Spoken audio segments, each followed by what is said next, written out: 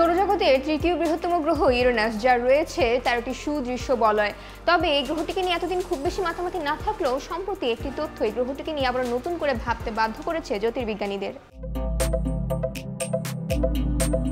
পৃথিবীর থেকে প্রায় 4 গুণ বড় ইউরেনাসকে 1690 সালে প্রথমবারের মতো অন্তত 6 বার দেখতে পান বিজ্ঞানী জন ফ্লামস্টেড। তবে 1781 সালে 13 মার্চ স্যার উইলিয়াম হার্শেল এই গ্রহটিকে প্রথমবারের মতো বিশেষভাবে পর্যবেক্ষণ করেন আর পৃথিবীবাসীকে নিশ্চিতভাবে এর অবস্থানকে ব্যাখ্যা করেন। তবে এত বছর পরও সৌরমণ্ডলের অন্যতম গ্রহ ইউরেনাস সম্বন্ধে খুব গভীর কোনো তথ্য নেই বিজ্ঞানীদের কাছে, কারণ এই গ্রহটি সৌরমণ্ডলের কক্ষপথের অনেক পেছনে অবস্থান করে।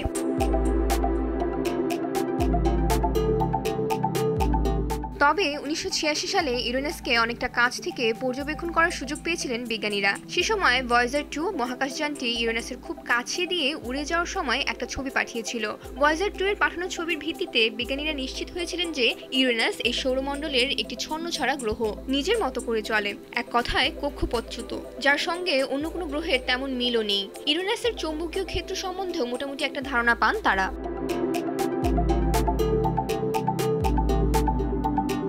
কিন্তু 38 বছর পর সম্প্রতি বিজ্ঞানীরা জানতে পারেন যে ইউরেনাস কোনো ছন্নছাড়া গ্রহ নয়, সে নিয়মিতই সূর্যকে প্রদক্ষিণ করে। এই অযাচিত ভুলের কারণ হিসেবে বিজ্ঞানীরা মূলত ভয়েজারের ইউরেনাসের খুব কাছে দিয়ে উড়ে যাওয়াকে দায়ী করছেন। ভয়েজার 2 1986 সালে যখন ইউরেনাসের কাছে পৌঁছায় তখন ইউরেনাস এক অযাচিত মহাজাগতিক ঝঞ্ঝার মুখে পড়েছিল, যা এর আগে খুব একটা হয়েছে বলে কোনো প্রমাণ নেই। আর এই ঝঞ্ঝার প্রভাব মাত্র কয়েকদিনই স্থায়ী হয়েছিল। তার চৌম্বকীয় ক্ষেত্র অস্বাভাবিক আচরণ করছিল। গ্রহটি সূর্যের কক্ষপথচ্যুত হয়েছিল।